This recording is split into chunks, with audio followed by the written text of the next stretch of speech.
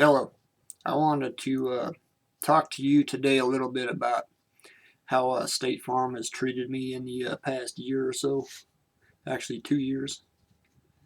Um, I had a hit and run in my driveway uh, while I was in the process of moving, and the tire tracks led up to my neighbor's car. That was almost 2 years ago. In fact, another 3 to 4 weeks it'll be 2 years. And right now the car is finally in the shop getting fixed. And I tried to find out how to file a claim on this, and the insurance agent I had just give me the runaround. And then I finally got a hold of somebody that could take my claim, and they said, well, we're not going to send nobody out. And this was in September, and then I finally got them to come out in November. I think it was November. And then I'm looking at this estimate he wrote, and it was total bullshit.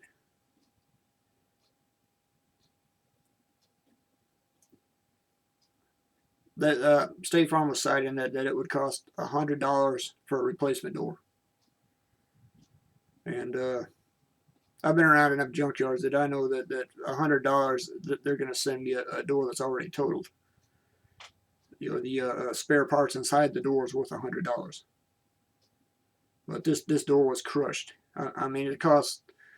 I mean, I've been on eBay and I found a window for that door. People were selling it for like $80, and this door was completely smashed. I mean, they had like a Nissan Pathfinder, and they rolled it off the hill into the side of it, and it pushed the back of the car over about 10 to 12 inches, and that's a 5,000-pound car. So if you know anything about physics, you're gonna know it took a lot of force to push the back of that car over, considering it's got rubber tires on asphalt. I mean, it wasn't no Geo Metro that weighed 2,200 pounds. But the next thing I come into is about 6 months later. I found out that there was dirt in the engine oil. The engine oil had just been poured in the car and had just been started up. That oil should have been perfect. And they sent out some guy called from a paper review company, and it says he's a General Motors master mechanic, ASE master for automobiles, light and medium trucks. Extensive training through boat manufacturers.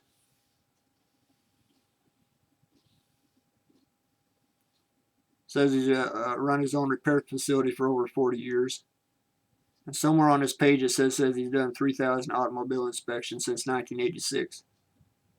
Well, that don't sound like very many to me, because I've seen guys do 20 inspections in a day, 20 safety inspections.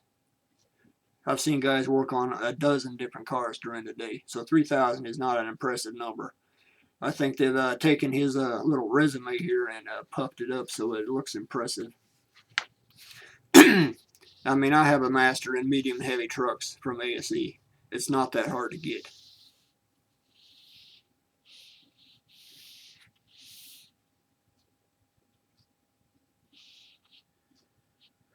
Let's see, down here it says specializes in inspection of various models of alleged mechanical failures, including sudden acceleration, fires, ABS systems, steering and passive restraint systems. Complete inspections for damages caused by vandalism, incorrect, incomplete repair techniques, and abusive operation. Okay, I finally got his report after hounding him forever. I finally had to write to the state insurance commission to get them to release the report to me, because I'm entitled to it as a scope of damages. And I'm reading through here, and he lists a bunch of incomplete repairs. He says the the engine was never properly installed. He made it sound like some hillbilly just threw it in there and then clipped the wires and whatever.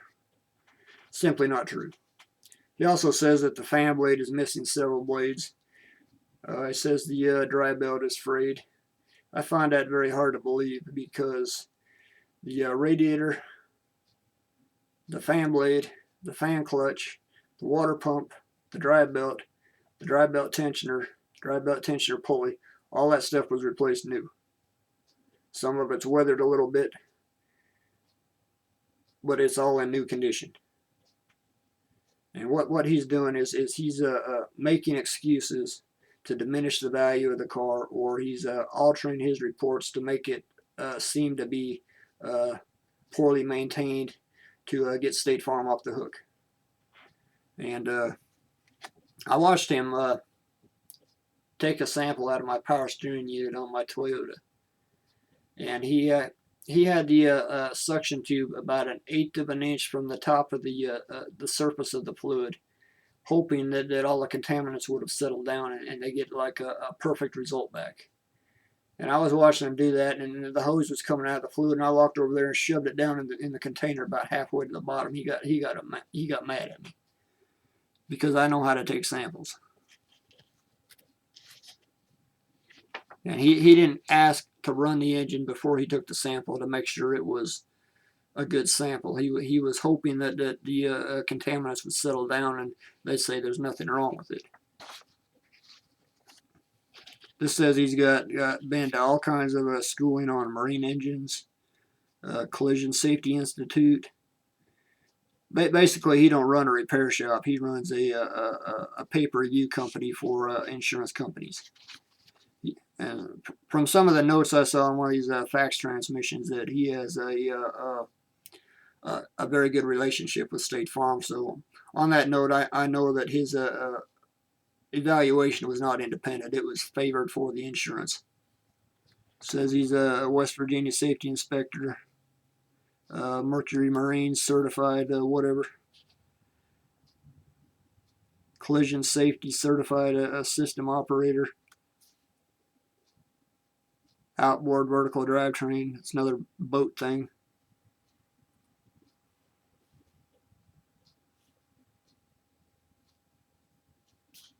General Motors certified. I wonder what year that was, because this guy was like 80 years old and he's working his hand pump like this, and he's shaking so bad he can barely operate it, and then the hose comes out of the oil and he's getting frustrated. I mean, I know for a fact that he hadn't turned a wrench in over 10 years.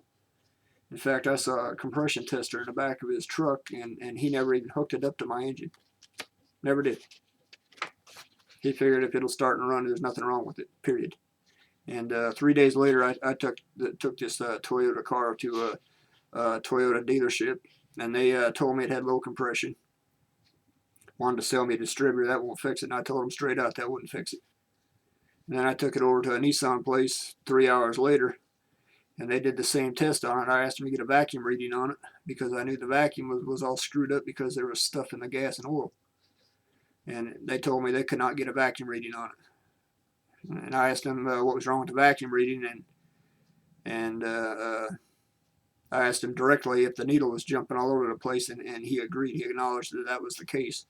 And that confirms my suspicion of the valve sticking, because I could hear the PVC valve rattling in it. Let's see.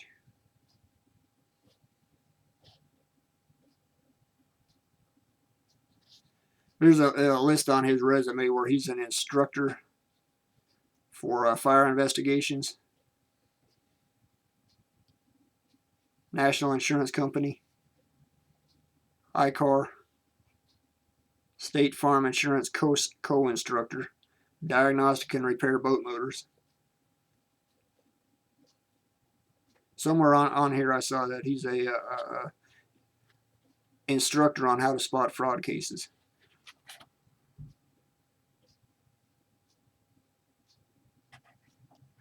So looking at his resume, this guy only does reports for insurance companies.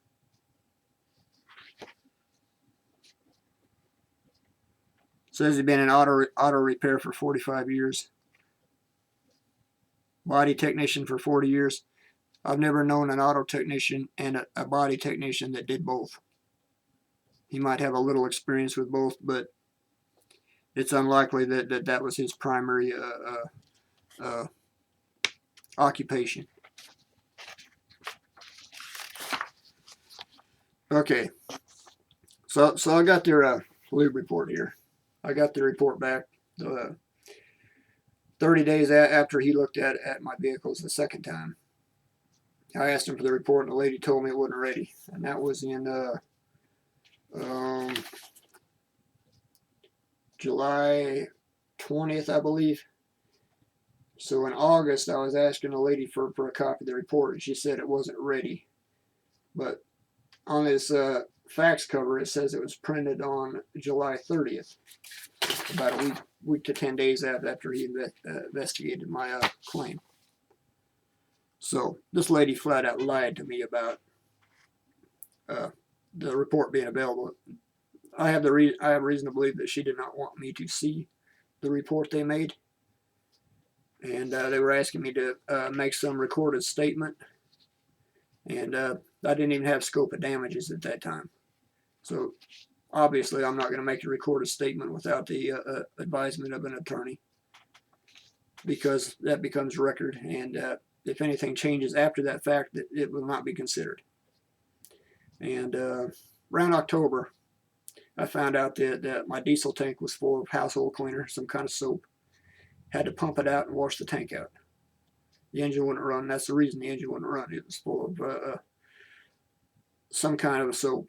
When I got a sample out of the fuel pump, I held it up in a jar and looked through it, and it looked like a snow globe. There was so much crap floating around in it. It was just unreal. And this is stuff that passed through the filter and went through into the engine. And it's clogged up the injectors. The injectors are all gummed up. They don't even fire right. And I've got reason to believe that stuff sitting in the fuel pump for 6 months has caused damage to the fuel pump, and those fuel pumps are not cheap. Looking at probably $3,000 to replace the fuel pump, because it's going to take about 8 hours labor at a Mercedes dealership. I got my report back from the lab, and it's considerably different from what State Farm had to say in their report. I've got numbers from the lab that did the testing as averages for a diesel engine, and these reports on my engine oil was considerably higher than what normal averages are. And this oil was just poured in the car, and it had only been run a little while. It had been started a few times. It had been through 3 or 4 warm-up cycles over the course of a couple of weeks. And I come back here after the fuel tank was washed out. The oil was changed out 3 times on it, and then it was driven a little bit just through some warm-up cycles and a combination of short trips in town and short trips on the highway. And the second sample was sent in at 83 miles of drive time. And the levels of dirt in this oil sample went down about 6 times. And it's nearly back to normal levels, but it's still way too dirty for only having 80 miles on it. It's going to take 3 or 4 more oil changes to clean that up, and possibly the addition of a secondary filtration system, which is only used on like marine applications and heavy truck and construction equipment in a very dirty environment. So I'm very disappointed with the crappy investigation they did to dispute my claim. They lied to me, told me the reports weren't even available, demanded I provide them with safety inspections and every receipt for every part or every service that I've ever done to these vehicles, which that could take me months to find all those receipts, because I've replaced so that Toyota car, I've replaced the engine, the transmission, the clutch, the timing belts more than once, the brakes more than once, all four struts, all four strut mounts, the front springs. Couldn't tell you how many fuel filters. Couldn't tell you how many tune-ups. Couldn't tell you how many oil changes. I have lab reports on it that go back several years that were perfect every time. But yet, over a course of 30 days, the engine went to shit. It was running fine. I've been driving it every day for thousands of miles, and then all of a sudden it gets to where it don't have no power. It's struggling to rotate. The engine oil feels like sandpaper, but yet there was nothing wrong with it in their eyes. So as far as I'm concerned, State Farm just sucks. You're better off to deal with another company who will treat you fairly. Thanks for watching.